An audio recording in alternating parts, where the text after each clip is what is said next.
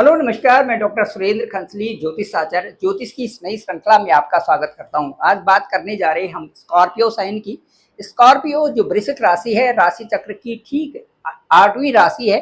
8वीं इसलिए कि एरीज से और पाइसेस तक देखते हैं और काल पुरुष की कुंडली देखते हैं तो ठीक 8th हाउस जो रहस्यों की राशि है उसे हम वृश्चिक राशि या स्कॉर्पियो साइन कहते हैं।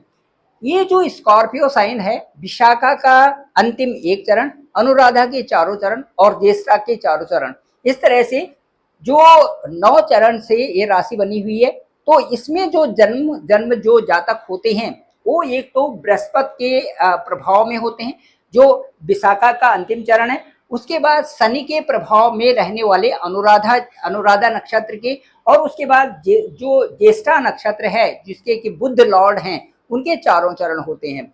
अब मैं आपको बताना चाहूंगा कि ये जो मंगल इनके रूलर हैं, वृश्चिक राशि स्कॉर्पियो साइन के जो रूलर हैं वो है मार्स। मार्स क्या क्या चीजें देखते हैं, मुख्य भूमिका होती है जो 9 प्लेनेट होते हैं उनमें से सेक्रेटरी का रोल, यानी कि जो सेनापति हैं वो यही हैं। दूसरा भूमि पुत्र हैं, ये भूमि पुत्र हैं मंगल। तो लैंड से संबंधित जितने भी मामले होते हैं सब इनके पास होते हैं, मंगल के पास, मार्स के पास। उसके बाद हमारा जो पराक्रम है, जो हम अपने कार्यों को आगे बढ़ाने की क्षमता रखते हैं, जो उसमें अच्छा स्किल डालते हैं, वो मंगल के कारण। उसके साथ साथ में हमारी चमक दमक और कई सारी चीजें मंगल के स्वभाव, मंगल के कारण। इसके साथ साथ में जो हमारा पराक्रम है, जो हमारे भाई बहन है, किन्स हैं, ये भी हम मंगल के प्रभाव के अंतर्गत लेते हैं। तो जो मंगल का, जो मार्स का जो रोल है वो हमारे जीवन में बहुत महत्वपूर्ण हो जाता है सबके लिए, और विशेष करके वृश्चिक राशि जो स्कॉर्पियो साइन है इसके लिए तो मंगल का विशेष रोल है ही। अब वृश्चिक राशि का अंक 8 है, 8 है यहाँ पर है। तो जो इनके जो लॉर्ड हैं वो कहाँ इस समय है ये देखना है कि इनके लॉर्ड हैं कहाँ पर। तो ठीक 13 सितंबर ऑनवर्ड्स ये है आपके ठीक 12th हाउस में, और यहाँ पर रहेंगे, will remain here up to 27 और अक्टूबर। 13 सितंबर से 27 अक्टूबर तक आपके 12th हाउस में मंगल रहेंगे। 12th हाउस के रिजल्ट्स यहाँ से मंगल काफी अच्छे देंगे। मुझे ये लगता है कि 12th हाउस से संबंधित जो भी आपके कार्य रुके हुए हैं, एब्रॉड से संबंधित, दूरस्थ क्षेत्रों से संबंधित जो आपका व्यापार का काम है या जो आपकी कार्य चल रहे हैं, उन कार्यों को यहाँ से मंगल पूरा करेंगे। तो ये बड़ी अच्छी स्थिति मंगल की हो गई। और दूसरा यहाँ पर थोड़ा सा ध्यान रखना पड़ेगा आपको स्वास्थ्य का।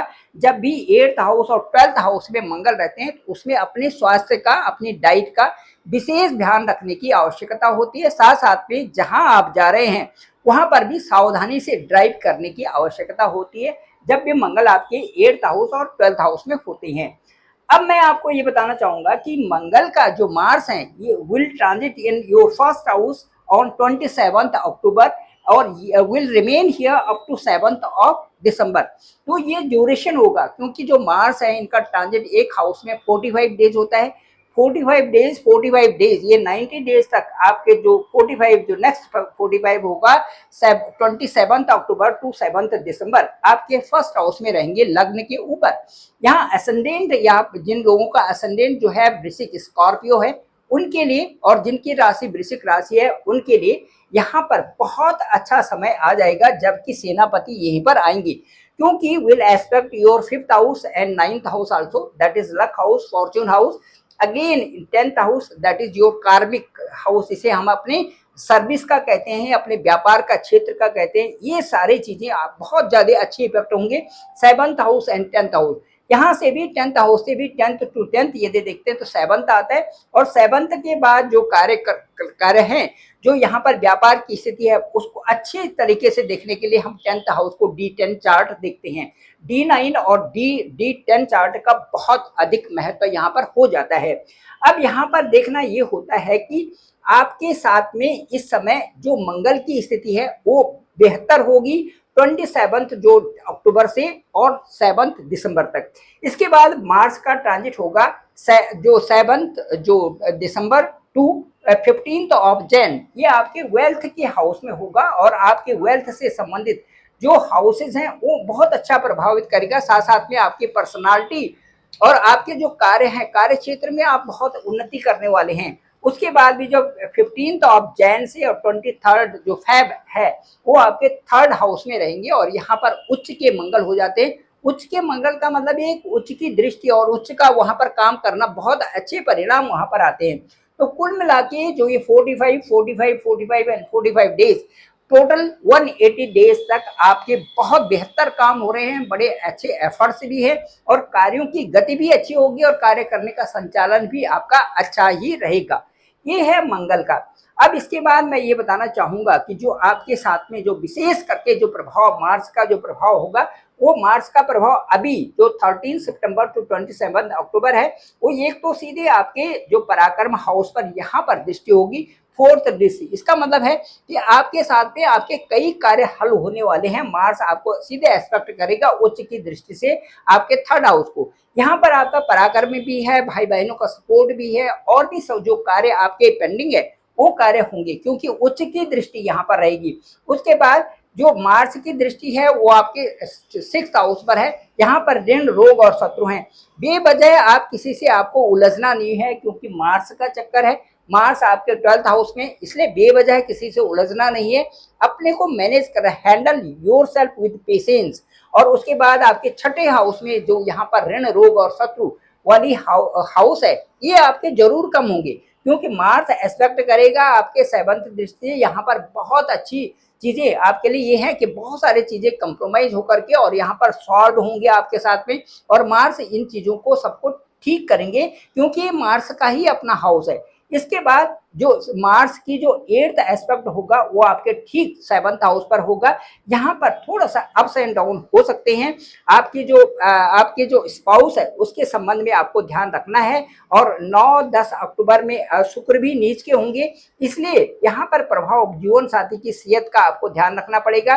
व्यापार और नौकरी में आपकी अच्छी वृद्धि होगी और साथ साथ में सेहत का ध्यान रखें क्योंकि शनि और जो मंगल है ये भी षडाष्टक योग बना रहे हैं। यहाँ से देखिए 1 2 3 4 5 6 ये भी षडाष्टक योग बना रहे हैं। इसलिए हमें इस स्थान का यानी कि 7th हाउस जहाँ पर हमारी डीलिंग है, पार्टनरशिप है, जहाँ पर हमारी स्पाउस का है, वहाँ पर विशेष रूप से हमें ध्यान देने की आवश्यकता होगी।